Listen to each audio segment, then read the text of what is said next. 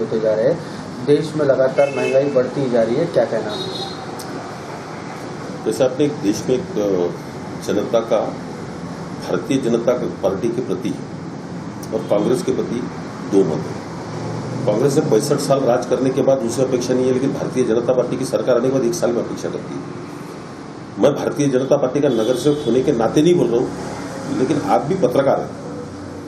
जनता के अंदर कुछ लोग रूमर फैलाते हैं कि मोदी सरकार ने अच्छे दिन आने वाले अच्छे दिन क्यों नहीं है? संसेक अच्छा चल रहा है, सोने के दाम कम हो गए, पेट्रोल के दाम कम हो गए, जनधन योजना चालू होगी।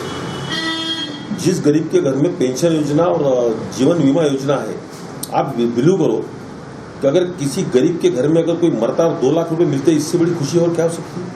मरना जरूरी नहीं है, मरना तो है ही ना, लेकिन 2 दिन में 1 साल के अंदर मोदी से पूरी अपेक्षा कैसी करते हैं?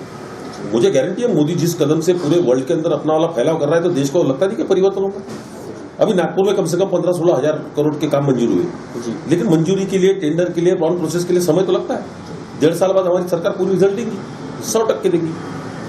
जी, आपने जैसे कि पेट्रोल और डीजल की बात की है, उसी प्रकार हमने देखा है कि पेट्रोल और डीजल ही नहीं, जो भी आम जनता की जीवन उपयोगी जो भी चीजें होती है सभी महंगी होती जा रही है। ऐसा मोदी सरकार ने करने के बाद व्यापारियों ने भी इसके अंदर साथ देना चाहिए। सरकार एक मोदी की सरकार है, जनता से लेके, व्यापारी से लेके, मंत्री से लेके हर आदमी का साथ है मोदी सरकार।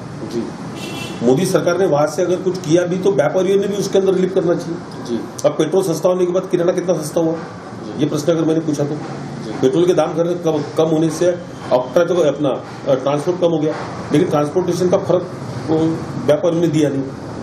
और दूसरा बात, तकदीर मोदी जी की भी ऐसी खराब है कि गए 3 सीजन मानसून ये मोदी सरकार पे खराब चला है। सबसे महंगा जरूरतमंद चीजें होती है, सब्जी, दालें, ये सबसे महत्व की चीजें, तो स्वाभाविक है थोड़ा तो इसके कारण फर्क पड़ा। लेकिन मुझे पूरा भरोसा है कि मोदी देश को ऐसे वक्त आया कि जैसा वासुदेव कृष्ण ने जन्म लिया, ऐसे वक्त देश के अंदर मोदी आया है कि देश को संभालना उसी वक्त आवश्यक था।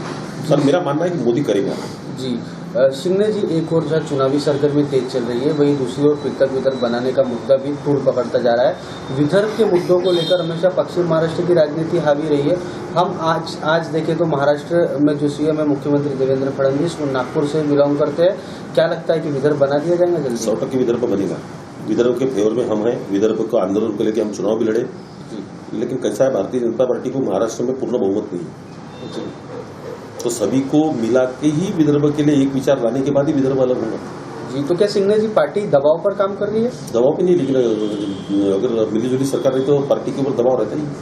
जी, मिलीजुली सरकार।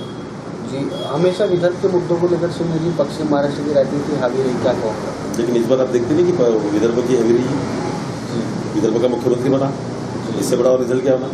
जी, मुख्यमंत्री देवेंद्र फडणवीस मुंबई में एक पत्र परिषद को संबोधित कर रहे थे। उस वक्त पर वहां के पत्रकारों ने पृथक विदर्भ पर उनसे चर्चा की, उन्होंने कुछ ठोस जवाब नहीं दिया। क्या लगता है, सरकार विरोधी है पृथक विदर्भ के? जैसा एक दाऊद के बारे में मोदी जी ने बोला था कि मोदी को हम पकड़ के लाएंगे। मोदी को क्या मुर्गा है क्या? मोदी को पकड़ना है तो एक दिन पॉलिसी बनेगी और पकड़ के लाएंगे।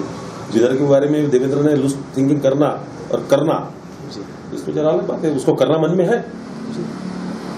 सिंह जी, एक आखिरी सवाल, विदर्भ के 2 बड़े प्रोजेक्ट, कार्गो, मिहान जैसे 2 बड़े प्रोजेक्ट कुछ असर नहीं दिखा पा रहे हैं। मुख्यमंत्री नागपुर के ये, क्या लगता है कि कहीं ये 2 बड़े प्रोजेक्ट पश्चिम महाराष्ट्र में डाइवर्ट ना हो जाए? बिल्कुल नहीं होंगे।